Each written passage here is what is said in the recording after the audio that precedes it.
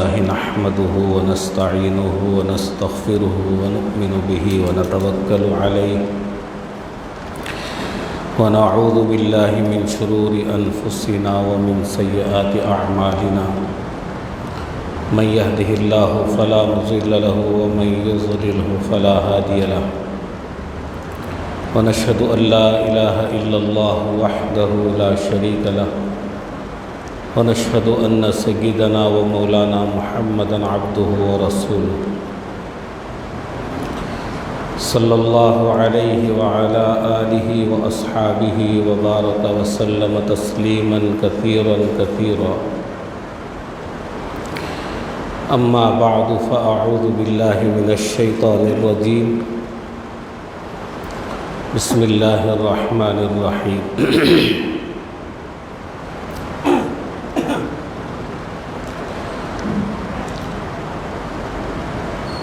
الف لام میم ذالک الکتاب لا ریب فیہ ھدی للمتقین وقال تعالی انا نحن نزلنا الذکر وانا له لحافظون صدق اللہ العظیم۔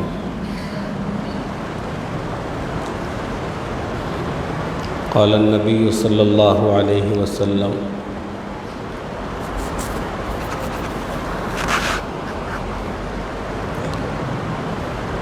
خیرکم من تعلم القرآن وعلمہ۔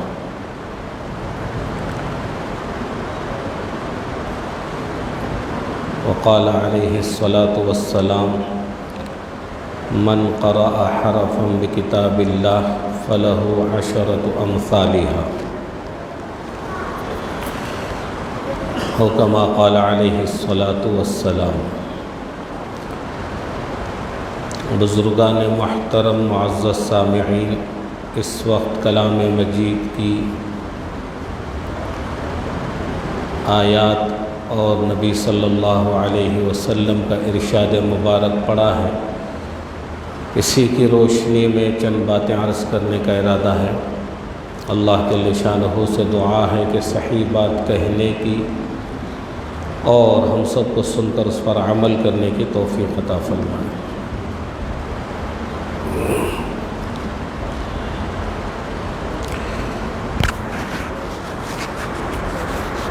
کلام مجید کی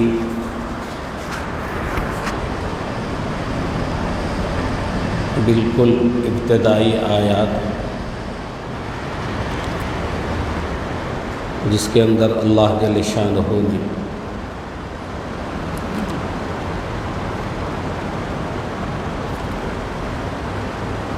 ارشاد فرمایا ہے کہ یہ وہ کتاب ہے جس میں کوئی شک نہیں، ذالک الکتاب لا ریب فیہ، اس کے اندر کسی قسم کا کوئی شک نہیں۔ شک سے مراد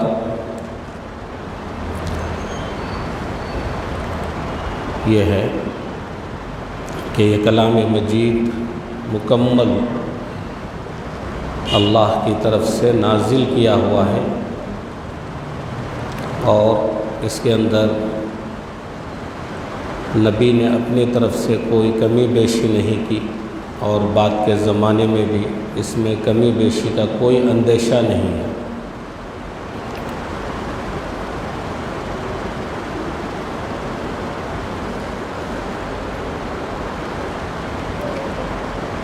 اور دوسری آیت کے اندر اللہ جل شانہ نے فرمایا انا نحن نزلنا الذکر وانا لہ لحافظون، کہ ہم ہی نے اس کو نازل کیا ہے اور ہم ہی اس کی حفاظت کرنے والے ہیں۔ قرآن کریم کو اللہ تعالیٰ نے نازل فرمایا ہے۔ مکمل قرآن کریم کو اللہ نے لوح محفوظ کے اندر پہلے اتارا، اس کے بعد حضور اقدس صلی اللہ علیہ وسلم کے قلب اطہر پر 23 سال کے عرصے میں اللہ تعالیٰ نے اس کو نازل فرمایا۔ قرآن وہ کتاب ہے جس کو اللہ جل شانہ نے امانت کے طور پر سب سے پہلے آسمانوں پر، زمینوں پر، پہاڑوں پر پیش کیا کہ کیا تم اس کے بوجھ کو اٹھا سکتے ہو؟ تو ہر مخلوق نے انکار کیا اور اس کے بوجھ کو برداشت کرنے سے اپنے آپ کو معذور سمجھا کہ یہ بوجھ ہم نہیں اٹھا سکتے۔ آسمانوں نے بھی کہا انا عرضنا الامانۃ علی السماوات والارض والجبال فابین ان یحملنها واشفقن منها وحملها الانسان۔ اگر آسمانوں اور زمینوں پر اور پہاڑوں پر نازل کیا جاتا تو وہ ریزہ ریزہ ہو جاتے، پھٹ جاتے۔ وحملها الانسان، لیکن انسان نے اس کو قبول کر لیا۔ تو قرآن کی وہ کیفیت ہے جس کے اندر اللہ کا مکمل جلال بھرا ہوا۔ اگر وہ براہ راست کسی مخلوق پر نازل کر دیتے تو وہ اس کے بوجھ کو برداشت نہیں کر سکتے، اسی لیے اللہ نے اس کو پہلے اپنے حبیب محمد الرسول اللہ صلی اللہ علیہ وسلم کے قلب اطہر پر نازل فرمایا، چونکہ حضور صلی اللہ علیہ وسلم کا جو دل اللہ نے بنایا ہے وہ بہت ہی زیادہ قوت والا، پاورفل بنایا ہے۔ تمام انبیاء علیہم السلام کو جس مٹی سے اللہ نے بنایا ہے وہ ان کے دلوں کو پھر الگ مٹی سے بنایا، پھر جس مٹی سے انبیاء کے دلوں کو بنایا ہے اس سے حضور صلی اللہ علیہ وسلم کے جسم کو بنایا، پھر دل کو بنانے کے لیے پھر ایک الگ مٹی استعمال کی جس کے اندر بہت زیادہ قوت اللہ تعالیٰ نے پیدا فرمائی۔ تو حضور صلی اللہ علیہ وسلم کے قلب پر جب قرآن نازل ہوا تو پھر اس کے اندر وہ کیفیت پیدا ہو گئی، جمالی کیفیت، حضور صلی اللہ علیہ وسلم کا جمال اس کے اندر آ گیا۔ اب اس کی حالت یہ ہو گئی کہ 10 سال کا بچہ بھی اس کو اپنے سینے میں محفوظ کر سکتا ہے۔ یہ حضور صلی اللہ علیہ وسلم کے قلب اطہر کی برکت ہے کہ 10 سال کا بچہ بھی اپنے دل کے اندر قرآن کریم کو محفوظ کر سکتا ہے۔ اس کی بہت ساری نظیر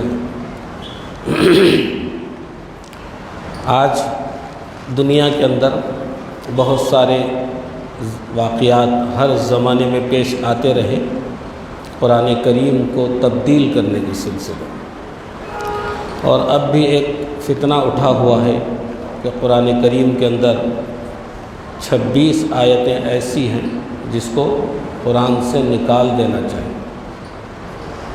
اب اس پر احتجاج ہو رہے ہیں اور اس کے اوپر جو کچھ ہونا ہے مسلمان اپنے ایمانی جذبے کا اظہار کر رہے ہیں، صحیح بات ہے۔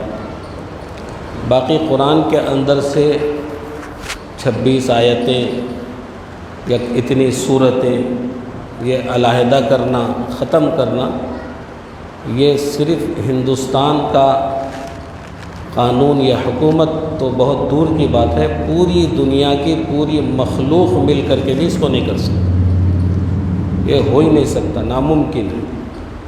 چونکہ جس کی حفاظت کا وعدہ اللہ تعالیٰ نے کیا ہے، اب اس کو اس کائنات کے اندر کوئی تبدیل نہیں کر سکتا،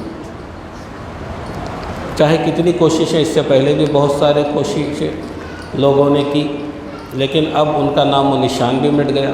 جو قرآن کو مٹانا چاہتے تھے اللہ نے ان کا نام و نشان مٹا دیا۔ سلمان رشدی نے خلاف کہا، تسلیمہ نسرین نے کہا، کہاں ہیں وہ لوگ؟ پتہ ہی نہیں کہاں ہیں، کہاں چلے گئے۔ اسی طرح اب یہ وسیم رضوی نے اٹھایا ہے اور اتنا زور لگایا ہے کہ اگر اس کو نہیں مانیں گے تو میں خودکشی کر لوں گا۔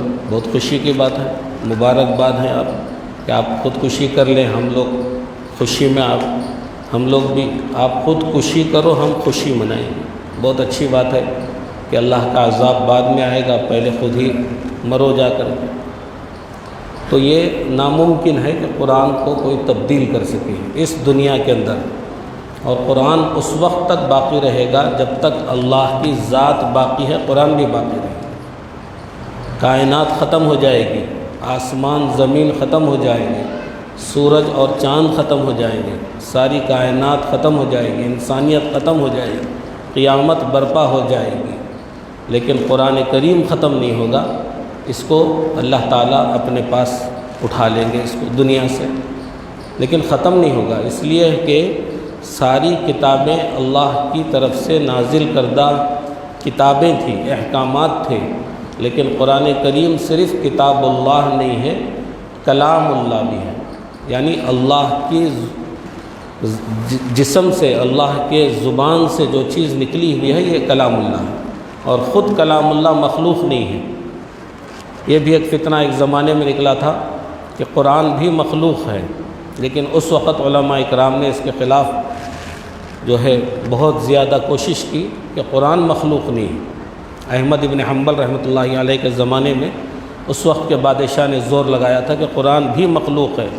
امام احمد ابن حنبل نے کہا کہ قرآن مخلوق نہیں ہے، یہ خالق کا کلام ہے، اور خالق کا کلام مخلوق نہیں ہوا کرتا۔ تو قرآن کریم یہ اللہ کا کلام ہے، اس کے اندر کسی قسم کی کوئی تبدیلی نہیں آ سکتی۔ 6666 آیتیں اس کے اندر قرآن کریم کے اندر ہیں، تو یہ جس وقت جیسے نازل ہوئی تھی آج بھی ہیں اور قیامت تک رہیں گی، کیونکہ اللہ نے فرمایا کہ میں نے نازل کیا ہے اور اس کی حفاظت کا میں نے ذمہ لیا ہے۔ اللہ جس کی حفاظت کا ذمہ لے اس کو اس دنیا کے اندر کوئی نہیں مٹا سکتا۔ قرآن کریم کے اندر اللہ تعالیٰ نے بہت ساری جگہ پر اس بات کا اظہار کیا، چیلنج کیا، عرب کے لوگوں کے اندر چیلنج کیا گیا کہ اگر قرآن کا کوئی ایک حرف بھی تم بنا کے لا سکتے ہو تو لا کے بتاؤ، چونکہ عرب کے اندر لوگوں کو اپنی زبان دانی پر، اپنی فصاحت اور بلاغت پر بہت ناز تھا۔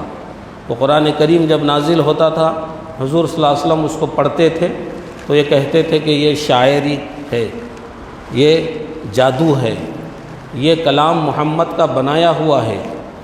لیکن اللہ نے چیلنج کیا کہ پوری مخلوق، پورے انسان، پورے جنات مل کر کے قرآن کی ایک آیت یا اس سے کم حصہ، ایک حرف بنا کر کے بتاؤ۔ چیلنج کیا، موقع دیا، لیکن سب عاجز آ گئے، ایک آیت، ایک نقطہ، ایک لفظ بھی بنا کے بتانے سے۔ اللہ نے فرمایا میرا نازل کردہ قرآن ہے، محمد کا بنایا ہوا نازل کردہ قرآن، بنایا ہوا قرآن نہیں ہے، یہ میرا نازل کردہ بیان ہے۔ جب کفار و مشرکین کچھ کہتے فوراً اللہ قرآن میں جواب دے دیتے۔ کفار کہتے کہ یہ ساحرانہ کلام ہے، یہ جادو والا کلام ہے، یہ شاعرانہ کلام ہے۔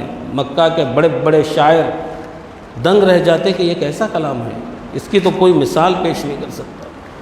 قرآن نے خود کہا وَإِنَّهُ لَتَنزِيلُ رَبِّ الْعَالَمِينَ، یہ اللہ کا نازل کردہ کلام ہے۔ یہ کس نے لایا؟ نزل بِهُ الروح الامین، یہ امانت دار فرشتے کے ذریعے سے اللہ تعالیٰ نے محمد الرسول اللہ کے قلب پر نازل فرمایا۔ وَإِنَّهُ لَتَنزِيلُ رَبِّ الْعَالَمِينَ نَزَلَ بِهِ الروح الامین عَلَىٰ قَلْبِكَ لِتَكُونَ مِنَ الْمُنذِرِينَ، اے محمد صلی اللہ علیہ وسلم ہم نے آپ کے قلب پر اس کو نازل کیا ہے۔ بلسان عربی مبین، یہ مکمل عربی میں قرآن ہے۔ اللہ تعالیٰ نے جس زمانے میں نبیوں کو بھیجا ہے اس زمانے کے لحاظ سے معجزے دیے۔ حضرت موسیٰ علیہ السلام کے زمانے میں جادوگری کا زمانہ تھا۔ آج بھی ہیں کچھ جادوگر، کسی کو کچھ کر دیتے ہیں، کسی کو کچھ کر دیتے ہیں۔ جادوگر پہ اور جادوگر کی کرتوتوں پر یقین کرنے سے بھی ایمان چلا جاتا ہے۔ یقین نہیں کرنا، باٹل سے چھڑی بنا دیا، کاغذ سے پرندہ بنا دیا اور یہ غیب کر دیا اور 2 ٹکڑے کر دیا اور دیکھ کر کے یقین کر لیے۔ اللہ کی تخلیق کردہ کسی چیز کو کوئی تبدیل نہیں کر سکتا ہے۔ وہ نظر کا دھوکہ ہو سکتا ہے، وہ کوئی ایک ہنر ہوتا ہے، لیکن اگر کوئی اس بات پہ یقین کرتا ہے تو اس کا ایمان خارج ہو جاتا ہے۔ تو جادوگروں کا دور دورہ تھا، اس زمانے میں ہر ایک جادو کرتا تھا، رسیاں پھینک دیے سانپ بن گئے۔ اللہ تعالیٰ نے موسیٰ علیہ السلام کو بھی ایسا معجزہ دیا کہ ہاتھ کا عصا نیچے ڈال دیے، اژدہا بن گیا، عصا ید بیضا۔ اور آپ کا ہاتھ کو ایک معجزہ دیا کہ بغل میں ڈال کے نکالے تو سورج کی طرح روشن ہو جاتا تھا۔ اب ہم بھی دیکھیں گے بغلوں میں ہاتھ ڈال کے کیا خوشبو ہے، بہت خوشبو ہے ہاتھ میں۔ وہ معجزہ اللہ نے موسیٰ علیہ السلام کو عطا کیا، بغل میں ڈال کے ایسا بتا دیتے، ساری روشنی پھیل جاتی تھی، اور عصا ایسا پھینک دیتے تھے تو اژدہا بن جاتا تھا۔ جب فرعون نے پورے جادوگروں کو جمع کیا مقابلے کے لیے، موسیٰ علیہ السلام کو دعوت دی، آؤ میدان میں ہمارے جادوگروں کا مقابلہ کرو، تو اب پوچھ رہا کہ آپ پہلے پھینکیں گے یا ہم پہلے پھینکنا؟ موسیٰ علیہ السلام نے کہا تم پھینکو، میں پھینکو، تم پھینک دو۔ تو سارے جادوگروں نے رسیاں پھینک دی، سب جو ہے سانپ بنے، اور موسیٰ علیہ السلام کو اللہ نے حکم دیا کہ اب تمہارا عصا پھینکو۔ عصا پھینکتے ہی اژدہا بن گیا اور سب کو نگل لیا۔ تو یہ موسیٰ علیہ السلام کا معجزہ تھا۔ آپ اس کو اپنے ساتھ رکھتے تھے تو عصا تھا۔ اللہ نے فرمایا ایک مرتبہ موسیٰ تمہارے ہاتھ میں کیا ہے؟ تو کہا کہ یہ عصا ہے۔ جب اس کو نیچے پھینک دیا گیا تو اژدہا بن گیا۔ پھر پوچھا اب بتاؤ کیا ہے؟ بولے نہ عصا ہے نہ اژدہا ہے، آپ جو چاہیں وہ ہے۔ یہ عصا بھی نہیں ہے اور اژدہا بھی نہیں ہے، یہ آپ جو چاہیں وہ ہے۔ ایک مرتبہ بازو رکھ کر کے سو گئے تھے حضرت موسیٰ، کسی دشمن نے سوچا کہ جا کر کے وہ عصا نکال لیتے ہیں۔ حضرت موسیٰ کا عصا نکالنا چاہا، وہ آہستہ سے آیا اور عصا کو ہاتھ لگانا چاہا، فوراً اژدہا بن کے اس کو دوڑا کر کے دور تک پہنچا دیا، اور پھر آ کے عصا بن کے بازو بیٹھ گیا۔ تو جب موسیٰ علیہ السلام کا عصا جو معجزہ تھا موسیٰ علیہ السلام کی حفاظت کر سکتا ہے، تو کیا قرآن ہماری حفاظت نہیں کر سکتا جو اللہ کے نبی کا معجزہ ہے؟ اور موسیٰ کا عصا والا معجزہ صرف ان کی زندگی کی حد تک تھا، اور اللہ کے نبی کا جو معجزہ ہے یہ قیامت تک کے لیے ہے۔ یہ معجزہ ہے، یہ اس کو وسیم رضوی جیسے ملعونوں کیا کر سکتے ہیں؟ پوری کائنات مل کر کے اس کے اندر ایک حرف نہیں بدل سکتے۔ حضرت علی رضی اللہ عنہ کے زمانے میں آپ کا دور خلافت تھا، تو ایک علاقے کے لوگ وہاں پر آئے حضرت علی سے، اور آ کر کے کہا کہ آپ کے قرآن میں حضرت موسیٰ علیہ السلام اور حضرت خضر علیہ السلام کے واقعے کا ذکر کیا ہے، ہم چاہتے ہیں فانطلقا حتی اذا اتیا اہل قریۃ استطعما اہلہا فابوا ان یضیفوہما۔ اللہ نے اس واقعے کا ذکر کیا کہ ایک علاقے میں موسیٰ اور خضر گئے تھے، وہاں کے لوگوں سے انہوں نے کھانا مانگا کہ بھئی ہماری ضیافت کرو، ہم مہمان ہیں، بھوکے ہیں، تو انہوں نے انکار کیا۔ اللہ نے قرآن میں اس کا ذکر کیا۔ تو اب قیامت تک کے لیے ہماری قوم کی بدنامی ہوگی کہ دو نبیوں کو کھانا نہیں کھلا سکی۔ فَأَبَوْا کی جگہ اگر آپ فَأَتَوْا کر دیں، با کا نقطہ اٹھا کر کے اوپر لگا دیں اور ایک نقطہ اضافہ کر دیں، تو اس کے معنی بدل جائیں گے کہ انہوں نے کھانا پیش کیا اور کھانا کھلایا اور ضیافت کی، تو ہماری تعریف ہوگی، اور اس کے بدل میں یہ ہیرے جواہرات سونا چاندی آپ لے لیجئے، صرف ایک نقطہ بڑھا دیجئے اور تھوڑا سا تبدیل کر دیجئے۔ حضرت علی رضی اللہ عنہ نے کہا کہ ایک نقطے کی تبدیلی تم لوگ سونا چاندی کے ذریعے سے مجھ سے کرانا چاہتے ہو؟ یہ قرآن وہ ہے جس کو علی تو کیا جس پہ نازل کیا گیا ہے وہ نبی بھی تبدیل نہیں کر سکتا ہے۔ جس پہ نازل کیا گیا ہے محمد الرسول اللہ کی ذات پر، انہوں بھی اگر چاہیں کہ ایک نقطہ ادھر سے ہٹا کر ادھر کرنا چاہیں تو نہیں کر سکتے، علی کی کیا مجال ہو سکتی؟ تو یہ قرآن وہ قرآن ہے جس کو اللہ تعالیٰ نے نازل فرمایا ہے۔ بہت زمانوں میں بہت لوگ کوشش کرے، مامون رشید، ہارون رشید کا بیٹا بادشاہ تھا مامون رشید، ان کے پاس علمی بحث مباحثے ہوتے تھے، لوگ آتے تھے بحث کرتے تھے۔ آج بھی لوگوں کا معمول ہے علماء کے پاس جا کے کوئی مسئلہ پوچھنا ہے تو بحث مباحثے کرتے ہیں، یہ کام ایسا کہیں کو، یہ فرض کہیں کو، یہ سنت کہیں کو، یہ واجب کہیں کو، ظہر کے 4 رکعت کہیں کو۔ ایک مولانا کو جا کے پوچھے ظہر کے 4 رکعت کہیں کو، انہوں بولے تمہاری ناک سامنے کہیں کو، پیچھے کہیں کو نہیں ہے۔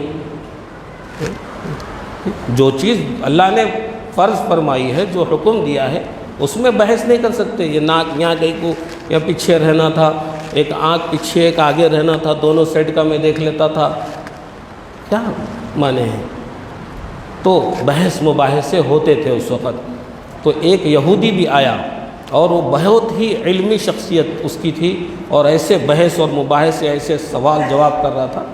جب مجلس ختم ہوئی تو مامون رشید نے اس سے کہا کہ تم اسلام قبول کرو، تم یہودی ہو، اسلام قبول کرو۔ اس نے کہا میں قبول نہیں کرتا، میں کیوں کروں قبول؟ میں خود ایک علمی شخصیت ہوں، وہ جاہلوں کے لیے آیا ہے اسلام، میں قبول نہیں کرتا۔ وہاں سے اٹھ کے چلا گیا۔ 1 سال کے بعد آیا تو وہ اسلام قبول کر کے آیا، اس وقت مسلمان تھا۔ تو مامون رشید نے پوچھا کہ پہلے مسلمان کیوں نہیں ہوئے، اب کیوں ہوئے؟ تو اس نے کہا کہ میں بہت اچھی کتابیں لکھتا ہوں، میں نے تورات کے نسخے 3 لکھے اور لے جا کر کے یہودیوں کے اندر تقسیم کرے، لوگوں نے خوشی سے اس کو قبول کیا، اور انجیل کے نسخے لکھے اور عیسائیوں کے پاس لے جا کر کے میں نے دیا تو سب نے قبول کیا، اس کے اندر تبدیلی کر دی، ادھر کے ادھر کر دیے، ادھر کے ادھر کر دیے، سب نے خوشی سے قبول کیا۔ 3 نسخے قرآن کریم کے لکھے، اس میں تھوڑی سی تبدیلی کر دی۔ 1 سال تک اس کو ہر ایک کے پاس لے جا کے بیچنا چاہا، سب اٹھا کے دیکھتے اور غلط ہے بول کے دے دیتے تھے۔ تو سمجھ میں آ گیا کہ اسلام حق ہے، قرآن محفوظ ہے، اس کے اندر کوئی تبدیلی نہیں آ سکتی، اس لیے مسلمان ہو گئے۔ اور ایک کاتب تھا جس کا کام کتابت کرنا تھا، اس کی بھی عادت تھی کہ کوئی بھی کتاب لے جا کے دو، کچھ نہ کچھ رد و بدل کر دیتا تھا اس کو۔ ایک صاحب قرآن لے جا کے دیے، بولے بھائی ہر چیز میں کتاب میں بدلتا، کم سے کم قرآن میں مت بدل کچھ بھی۔ تو اس نے قرآن مکمل لکھ دی۔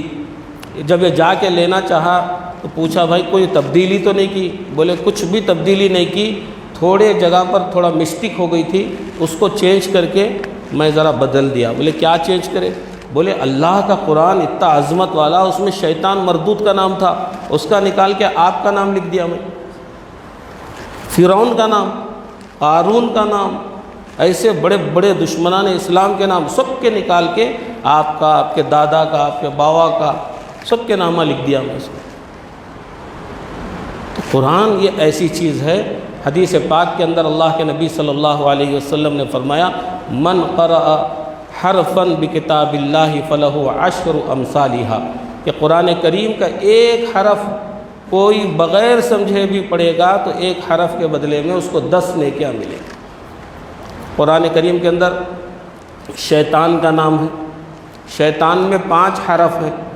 اگر قرآن کی تلاوت میں شیطان کا نام اگر کوئی پڑھتا ہے تو شیطان کا نام پڑھنے کی وجہ سے اللہ اس کو 50 نیکیاں دیتے ہیں۔ بعد میں دوسری مجلس میں آ کے شیطان کا تذکرہ شروع کرو، شیطان بدماش ایسا تھا، ایسا بدماش تھا، ایسا نافرمان تھا، انہیں ایک سجدہ نہیں کریا، میں تو چھوڑو کتنے نہیں کرتا ایسے، میں کیا کم ہوں کیا، ایسا کتنا ہی تذکرہ کرو شیطان کا، کوئی ثواب نہیں ملنے والا ہے۔ دل میں ظلمت آئے گی، دل میں تاریکی آئے گی، دل میں شیطانیت آئے گی۔ لیکن قرآن کی تلاوت میں شیطان کا نام پڑھو، قرآن کی تلاوت میں فرعون کا نام پڑھو، قرآن کی تلاوت میں قارون اور ہارون کا نام پڑھو، ہر حرف پر 10 نیکیاں تلاوت کی برکت سے ملے۔ یہ قرآن کریم کی عظمت ہے، اور قرآن اللہ کا کلام ہے۔ اللہ کے نبی نے فرمایا کہ سب سے بہترین لوگ وہ ہیں جو حاملین قرآن ہیں، جو قرآن کے پڑھنے اور پڑھانے والے ہیں۔ حاملین قرآن، جن کے اوپر قرآن جو ہے پڑھا جاتا ہے، جو پڑھتے ہیں، جو اس کے حافظ ہوتے ہیں، پوری دنیا میں سب سے اچھے لوگ قرآن کے پڑھنے اور پڑھانے والے ہیں۔ تو ہم کو چاہیے کہ آج جو قرآن پر حملے ہو رہے ہیں یہ صرف اس وجہ سے ہو رہے ہیں کہ ہم قرآن کو پڑھنے کی چیز، سمجھنے کی چیز نہیں سمجھ رہے ہیں، قرآن کو دم کرنے کی چیز، لوگوں کی مغفرت کرانے کے لیے نازل ہوا ہے۔ یہ مردوں کے لیے قرآن نازل نہیں ہوا، زندوں کی ہدایت کے لیے نازل ہوا۔ کوئی نہیں مر رہا تو قرآن سے اس کی ابتدا کر رہے ہیں کہ بھئی جلدی سے کچھ پڑھ کر کے ان کو یہ کر دو، کوئی بیمار ہے تو اس کے لیے پڑھ کے دم کرو۔ یہ صرف دم کر لیے، تعویذ کے لیے، طاقوں میں سجانے کے لیے، اور جزدانوں کے اندر لپیٹ کر رکھنے کے لیے، اور جہیز کی لسٹ میں سب سے پہلے لکھنے کے لیے، اور اس کی آیتوں کو ھذا من فضل ربی گھروں پہ لکھنے کے لیے، قبرستان میں کل من علیہا فان لکھنے کے واسطے، ان اللہ مع الصابرین لکھنے کے واسطے نازل نہیں ہوا یہ، گاڑی کے اوپر ماشاء اللہ لکھنے کے واسطے، گاڑی کے اوپر ساس کی دعا لکھنے کے واسطے نازل نہیں ہوا کہ یہ احکام قرآن دیتا ہے۔ یہ قرآن انسانوں کی ہدایت کے لیے نازل ہوا ہے۔ ایک صاحب اپنی دکان پر ھذا من فضل ربی لکھے ہیں، اور جب شٹر اٹھایا گیا تو معلوم ہوا کہ اس کے اندر ٹی ویوں کی ریپیری ہوتی ہے۔ اب تو ٹی وی نہیں ہے، ہر ایک کے گھر میں ٹی وی اس کے جیب میں ہے، لیکن ایک زمانہ تھا کہ اس کی ٹی وی اور وی سی آر اور بڑے بڑے جو یہ ہوتے ہیں اسکرین ہوتے ہیں، اس کی دکانیں ہوتی تھی، اس پہ ھذا من فضل ربی لکھے ہیں کہ میں گناہ کی اور اللہ کی نافرمانی کی دعوت دیتا ہوں اور لوگوں کو اس میں مبتلا کرتا ہوں، اس میں میرے رب کا فضل ہے، ھذا من فضل ربی۔ اور خبر پہ لکھ رہے کل من علیہا فان کل نفس ذائقۃ الموت، اس کے معنی بھی نہیں معلوم، کل نفس ذائقۃ الموت، ہر ذی روح کو موت کا مزہ چکھنا ہے۔ تو ذی روح کو موت کا مزہ چکھنا ہے، ہر مردے کو تھوڑی چکھنا ہے۔ مرے ہوئے مردوں کے پاس لے جا کے لکھنے سے فائدہ نہیں، اس کو گھر پہ لکھو کہ کل من علیہا فان، ہر چیز ایک دن فنا ہونے والی ہے، یہ گھر فنا ہونے والا ہے۔ قبرستان تو فنا ہونے کے بعد کی چیز ہے، وہ پہلے جو چیز موجود ہے وہ فنا ہوگی۔ کوئی لے جا کر کے قبرستان پہ اس طرح کی آیتیں لکھتا ہے اور کتا جاتے جاتے اٹھا کر کے اس پہ پیشاب کرتا ہے تو مردے کی مغفرت بعد میں ہوگی، وہ تختی لگانے والے کی پہلے سزا لکھی جائے گی کہ اس کو یہ گناہ ہوگا کہ اس نے آیت کی بے ادبی کی۔ اس کو بے ادبی نہیں کر سکتے۔ قرآن کریم کو اللہ نے فرمایا لا یمسہ الا المطہرون، کہ ایک قرآن کو بغیر وضو کے، بغیر جو ہے غسل کے، قرآن کریم کو کوئی ہاتھ بھی نہیں لگا سکتا۔ پاکیزہ آدمی ہاتھ لگا سکتا ہے۔ جب قرآن کو سمجھیں گے، قرآن کو پڑھیں گے تو ایک آیت زندگی کو بدلنے کے لیے کافی ہو جائے گی، ایک ہی آیت۔ حضرت عمر رضی اللہ عنہ کے پاس حضور صلی اللہ علیہ وسلم تبلیغ کرنے نہیں گئے کہ عمر اسلام میں داخل ہو جاؤ، نہیں گئے تبلیغ کرنے۔ جب اسلام لائے انہوں تو یہ وجہ نہیں بنی کہ اللہ کے نبی جا کر کے ان کو کلمہ پڑھایا، یہ وجہ نہیں بنی، اور کوئی وجہ نہیں بنی۔ حضرت عمر رضی اللہ عنہ حضور صلی اللہ علیہ وسلم کو قتل کے ارادے سے نکلے ہوئے ہیں، نعوذ باللہ۔ وہاں پر دار الندوہ میں مشورہ ہوا کہ اب یہ محمد کے دین کے پھیلنے کا، روکنے کا سبب کیا ہو سکتا ہے؟ تو لوگوں نے کہا کہ نبی کو ہی ختم کر دو جو دعویٰ کر رہے ہیں۔ تو سب نے کہا کہ یہ کام ہم نہیں کر سکتے۔ حضرت عمر نے کہا میں کر سکتا ہوں۔ بولے تم ہی کر سکتے ہو اور اس کے اندر کسی کے اندر طاقت نہیں ہے۔ حضرت عمر وہ شخصیت ہیں جس راستے سے اللہ کے نبی نے فرمایا جس راستے سے عمر گزرتا ہے شیطان نہیں گزرتا، اور کسی کے شیطانی اثرات ہیں تو وہ حضرت عمر کا تذکرہ کرے، حضرت عمر کا نام اپنے سینے پر لکھ لے تو بھی شیطان بھاگ جائے گا وہاں سے۔ شیعہ لوگ حضرت عمر سے اتنی دشمنی رکھتے ہیں کہ بیت الخلاء کی شیٹ پر حضرت عمر کا نام لکھ کر اس میں پیشاب کرتے ہیں۔ ابو بکر اور عمر سے ان کو اتنی دشمنی ہے۔ تو حضرت عمر کا وہ جلال تھا کہ جب اسلام میں داخل ہوئے تو ساتوں آسمانوں کے فرشتے بھی خوشی منائے ان کے اسلام پر۔ تو حضرت عمر کے اسلام لانے کا جو ذریعہ بنا ہے، وہ اپنی بہن کے پاس گئے جو مسلمان ہو چکے تھے، ان کے پاس جب گئے ان کو خوب مارا، اور پھر وہاں سے بہنوی کو مارا، بہن کو مارا۔ پھر حضرت خباب رضی اللہ عنہ باہر نکلے، جب مار کے شرمندہ ہو گئے، بہن کے منہ سے خون جاری ہوا، شرمندہ ہوئے، تو پوچھا کہ بتاؤ کر کیا رہے تھے تم لوگ؟ بولے ہم قرآن پڑھ رہے تھے۔ بولے کہاں ہے قرآن؟ لاؤ اس کو میں پڑھتا ہوں۔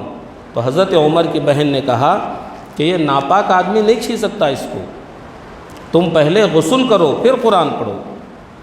جب وہ غسل خانے میں گئے، ان پر پانی ڈالا تو ساتھ ساتھ یہ دعا کی کہ اللہ میں عمر کے جسم کو صاف کر رہی ہوں، اس کے دل کو آپ صاف کر دیجئے اور ایمان کی روشنی سے عطا فرمائیے۔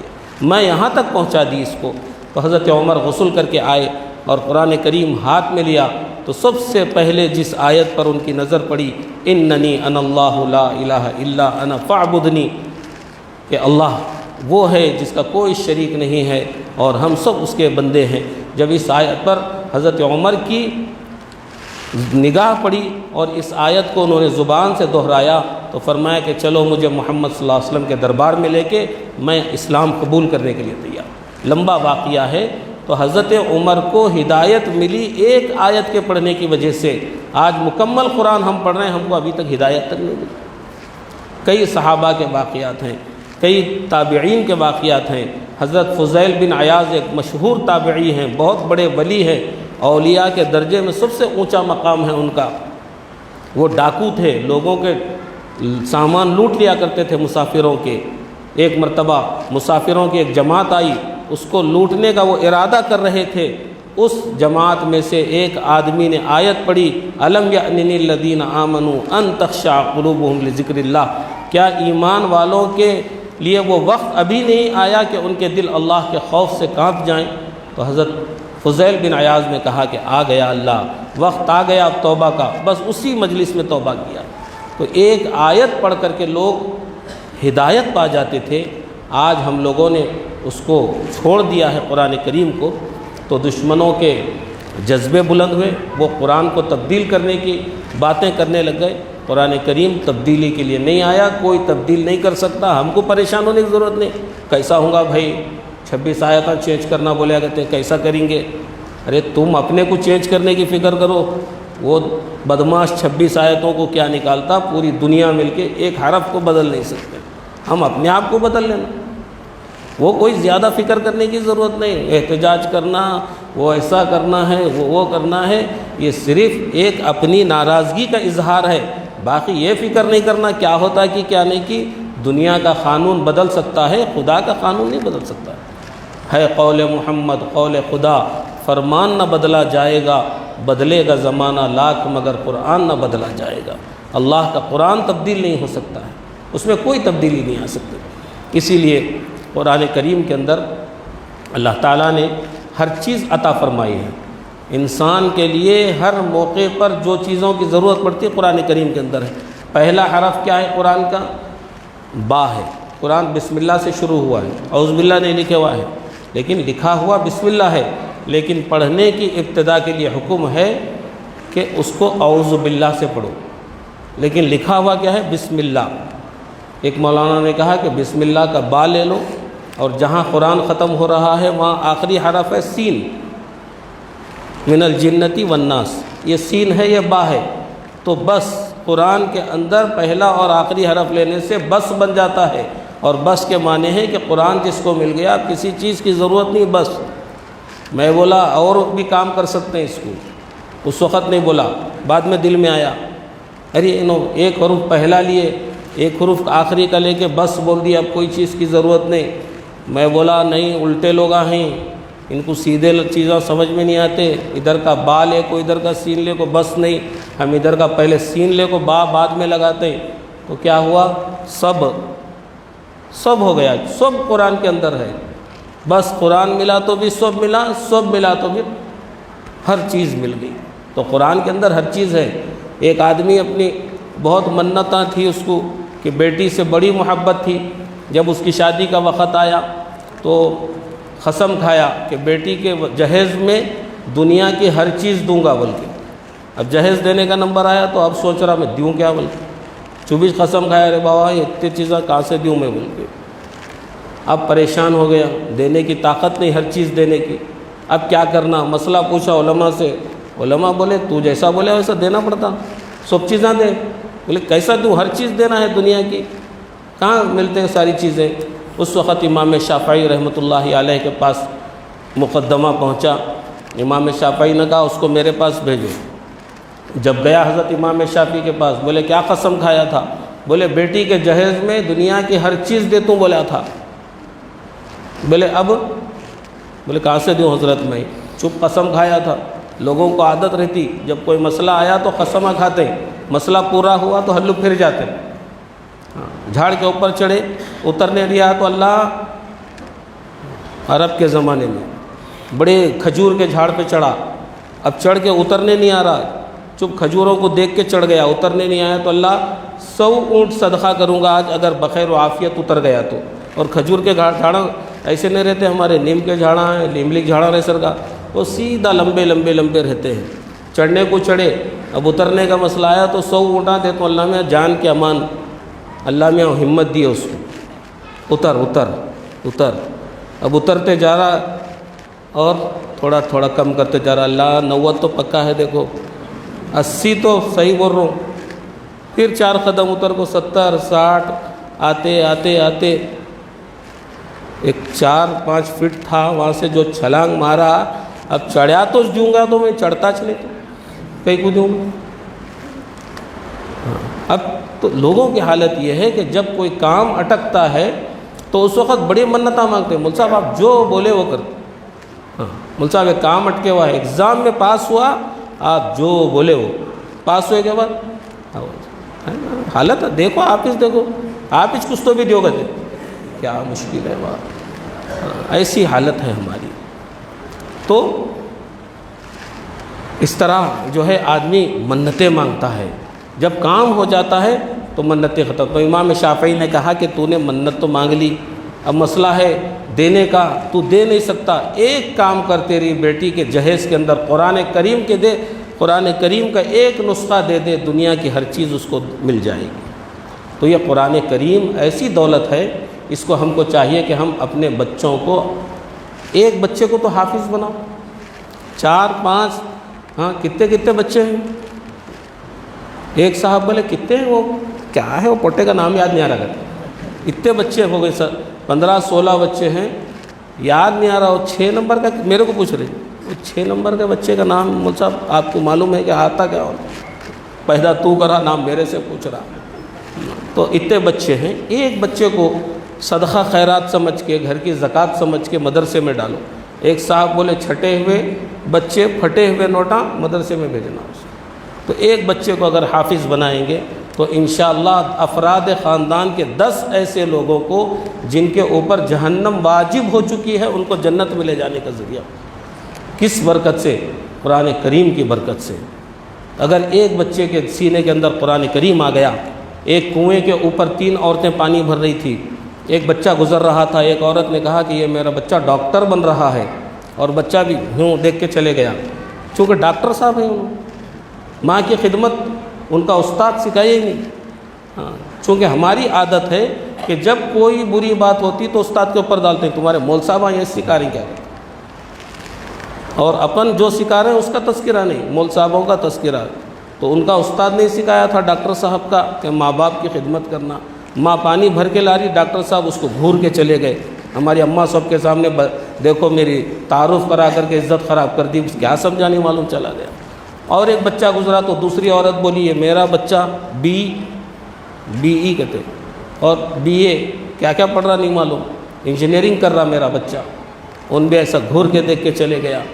پھر ایک تیسرا بچہ، ماں تعارف کرانے ہی چاہ رہی تھی، بچہ سیدھا ماں کے پاس پہنچا، امی کو ہٹایا، گھڑا ہاتھ میں سے لے کے اپنے کاندھے پہ لے کے چلا، ماں نے کہا کہ یہ میرا بچہ حافظ قرآن ہے، مدرسے میں پڑھتا ہے۔ تو ایک حافظ قرآن کو اگر ہم بنائیں گے، ہر بچے کا، میں ایک علاقے میں گیا تھا گجرات کے، بہت سارے علاقے گجرات میں ایسے ہیں جس کے ہر گھر کا ایک فرد کم سے کم حافظ اور عالم ہوتا ہے۔ ایک چھوٹے سے دیہات کے اندر میں گجرات میں گیا تھا، وہاں پر 400 علماء تھے، گاؤں میں 400 علماء، ہر گھر میں ایک حافظ عالم۔ وہاں پر ایسا ہے جیسا ہمارے پاس گلبرگہ میں انجینئر اور ڈاکٹر ہونا ضروری ہے۔ تو ڈاکٹر اور انجینئر ہونا کوئی بری بات نہیں ہے، لیکن ساتھ ساتھ ہمارے پاس ایسے ڈاکٹر گلبرگہ میں جانتا ہوں، ایسے انجینئر سے جانتا ہوں جو حافظ قرآن بھی ہے، ڈاکٹر بھی ہے، حافظ قرآن بھی ہے، انجینئر بھی ہے۔ تو ہم کو چاہیے کہ ہمارے بچوں کو حافظ قرآن بنائیں، تو انشاءاللہ اللہ نے جو وعدہ فرمایا ہے قرآن کی حفاظت کا، تو اس کا ایک سبب ہمارے بچے بھی بن جائیں گے کہ اللہ نے ہمارے بچے کے سینے کو قبول کیا اپنی قرآن کی حفاظت کے لیے۔ تو انشاءاللہ قرآن کریم کی عظمت ہمارے دلوں کے اندر ہونا چاہیے، اور قرآن کریم کو ہم پڑھنا چاہیے، اپنی سمجھنا چاہیے، اساتذہ کے سامنے گھٹنے ٹیک کر کے یاد کرنا چاہیے۔ تو انشاءاللہ قرآن کریم کے ذریعے سے اللہ تعالیٰ انسانوں کو ہدایت دیں گے۔ آج یہ قرآن کریم کا ایک نسخہ ہے، حیدرآباد کے ایک بہت بڑے عالم دین نے قرآن کریم کا نسخہ، عام فہم درس قرآن اس کا نام ہے، عام فہم، ہر آدمی اس کو سمجھ سکتا ہے، اس میں ترجمہ لکھا ہوا ہے، قرآن کے الفاظ کا ترجمہ ہے۔ تو وہ کتاب آئی ہوئی ہے جس کی قیمت صرف 300 روپے ہے. صرف بولنا پڑتا. ایک جگہ لکھا ہوا تھا ختنہ فیس صرف 3000 روپے کا تھا. میں بولا یہ کیا ہے؟ کاٹ لے رہے بھی اور پیسے بھی لے رہے. واہ، 3000 روپے اور خوشی خوشی لا رہی اور رو لیتے لے کے جا رہی بچے کو. اور مولانا لوگوں سے تو ہر کام لینے میں ذرا بھی نہیں شرماتے. ایک مرتبہ دواخانے کو گیا تھا، ایک عورت ختنہ کے واسطے لے تھے، تو مولانا پاؤں پکڑو گتے. ہم پکڑ رہے انہوں کاٹ رہے ڈاکٹر صاحب، انہوں بیٹھی ادھر. ای کو لے جمع تمہارے مرد کو لانا تھا، یہ کام سب ہمارے کو لگا رہے. اور 3000 روپے ڈاکٹر صاحب کو خوشی خوشی دے رہے. کم دیے تو تھوڑا کاٹ توں دیکھو گے، پورے پیسے دے رہے. تو ہم ہر چیز کے اندر خرچ کرنے تیار ہیں. مارکیٹ کو گئے تو ایک تھیلی ترکاری لانے کے واسطے 500 کا نوٹ خرچ کرنے تیار ہیں. لیکن دینی کتابوں کو اپنے گھروں کے اندر لانے کے لیے 300 مولانا کیا مولانا لوٹ رہے مولانا. قرآن کریم کا یہ نسخہ ہے. ہم کو چاہیے کہ ہر گھر کے اندر یہ ہو. تو یہ کتابیں یہاں پر آئی بھی ہیں، بک رہی ہیں. آپ اس کو خریدنے کی کوشش کیجئے. ہو سکے تو ایک سالے صاحب کے واسطے بھی لیجئے. سالوں کا بھی خیال کرنا. بیوی بہت خوش ہو جاتی ہے، ہمارے بھائی کا خیال کرے. اب آپ کا ہم خیال کرتے ہیں. تو 300 روپے، اصل تو اس کا ریٹ ہے 400 روپے، لیکن مولانا نے کہا کہ آپ کی مسجد کے واسطے 300 روپے اس کو خاص آفر ہے. تو ہر آدمی کو چاہیے کہ قرآن کریم کو سمجھنے کے لیے ایسے جہاں بھی کتابیں ملتی ہیں اس کو حاصل کرنے کی کوشش کریں. اور یہاں بھی مل رہی ہے اس وقت، اس کی 300 قیمت ہے. آپ حضرات سے درخواست ہے، اس میں میرا کوئی فائدہ نہیں ہے، آپ کا ہی فائدہ ہوگا انشاءاللہ. اللہ تعالیٰ سے دعا ہے عمل کی توفیق.